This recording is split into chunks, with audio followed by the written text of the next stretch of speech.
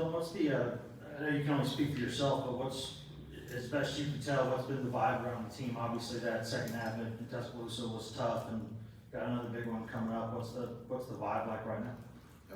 Just eager to get back on the field, after games like that. Everybody, I think, just wants to put the cleats back on and, go out there and, let it out. You know what I'm saying? That's a hard loss. So we all just eager to get back on the field. Ryan. Dylan, when you went back and watched the tape, what did Alabama do so well defensively, or what did you guys not do well enough that made it a little harder to run the ball this particular game? It's just all about execution. You know what I'm saying? You could go and pinpoint things in the film, and it's easy to look at it on film, but Alabama is a great team. Nick Saban is always going to get them right at, halftime, So the thing is, we got to maximize the opportunities that we had in the first half.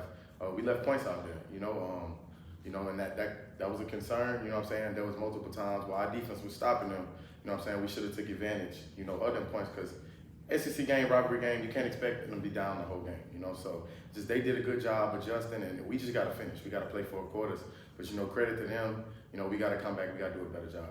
Ben. Dylan, it was pretty obvious how disappointing and frustrated you all were coming off the field on Saturday, and Coach Heupel talked about still the disappointment lingering during the meetings on Monday. Have you sensed you all been able to flip the page pretty well since those Monday meetings? Yeah.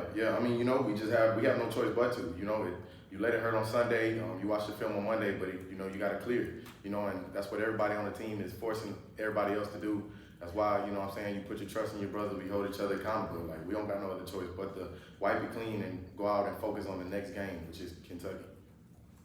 Casey. How hard is it to have back-to-back road games, especially when you're coming off a loss like Alabama? It's just, the environment is crazy. We play in the SEC.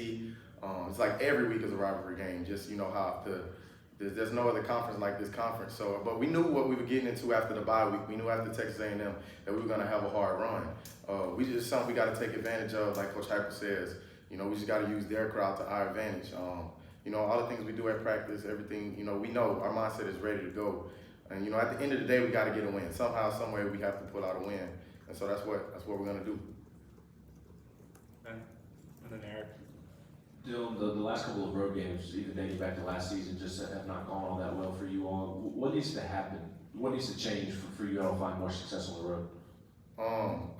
I don't even want to put pinpoint as on the road now, because you can see we started off fast. It's really just the point about finishing. Not letting when things go our way, when things don't go our way, not letting that affect us. Everybody needs to keep a good morale. There's times in that game we can come back. We just have to stay calm, recollect. You know what I'm saying? Because they're gonna make plays, just like we're gonna make plays. So it's like we got to cut all the noise out and just do that. And just finish. We started off hot. We didn't finish in the second half. So that's the whole word. Just finish. Play 4 quarters, however long until that clock ticks 0. Eric. Looking ahead to Kentucky, what stands out about their defense? What are some of those challenges that you guys are gonna have to overcome? They have a good size on the D-line, like many SEC teams do. They play hard. But we just gonna have to run the ball hard, just like we have been. That's just our mentality. To go out there, they been playing pretty good all season. And it's gonna be a big game, a night game. So it's gonna be a hostile environment. But we just gotta do what we do at at an ordinary level. Do it at a high level. So just go in, get the game plan right, and have that mentality that we there to win. Adam.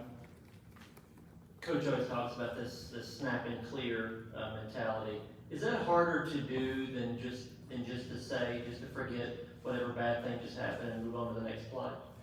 And everybody's different. It takes training. It takes games like that to train that. You can't do it unless you've been a part of it.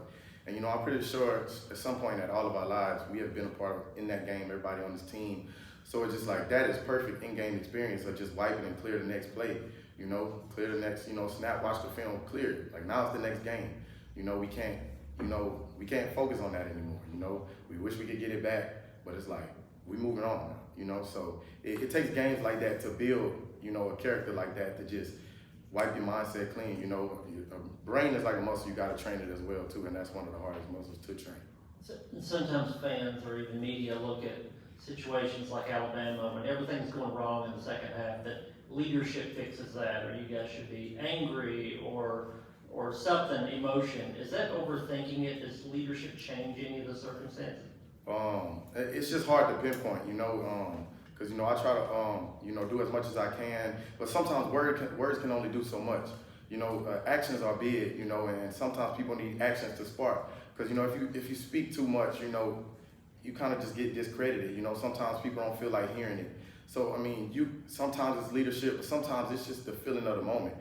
Sometimes you got to bring people along with actions, and just let people know that you're here. Pick their head up. Like we had guys like Tyree. You see, being a leader on and off the field with one of the older guys. Like it just takes people or players like that every single day. We got each other's back. In moments like that. One or two more, Wes? Dylan, you were talking earlier about some of the stuff on the road and kind of playing through it.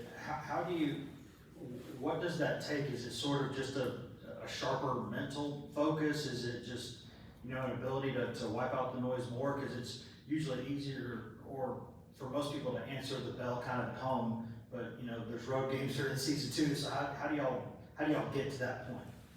It's just like preparation and practice. We prepare ourselves for the hostile environment. But we have to train our mental to just go out there and play ball. Like when it's just 11 on 11 against the field, it's like at the end of the day, we cannot blame the crowd for what goes on the field. We have to train, we have to be prepared, we have to settle in. We can't have self-inflicted wounds, we can't have, too many penalties that hurts us. So it's just training that, being ready for that mindset, knowing that we're gonna be in a hostile environment. You start fast, you start early, you take that energy out of the crowd, and now you're just playing ball. Ryan, last question. Dylan, it looks like Joe's been a little more aggressive the last couple of games in seeking out opportunities to run the ball himself. Have you seen or heard anything different from him that's maybe led to that? And just what does that add to your running game to have that element more? Joe is a player that, he cares so much about the game. And he's willing to do, everything he can to help us win. So, he talks with us, and, we are constantly telling him, he's big, 240, 6'6", 240. Like, if you can run the ball, But, he's just a competitor, just like us, just like everybody in here. And so it's times where, it's a game time decision, full speed decision. You make that play, and he's just done a good job being just aggressive and being that competitor over the past few games. Thanks, Dylan. Thank y'all. Go ahead, Aaron, please.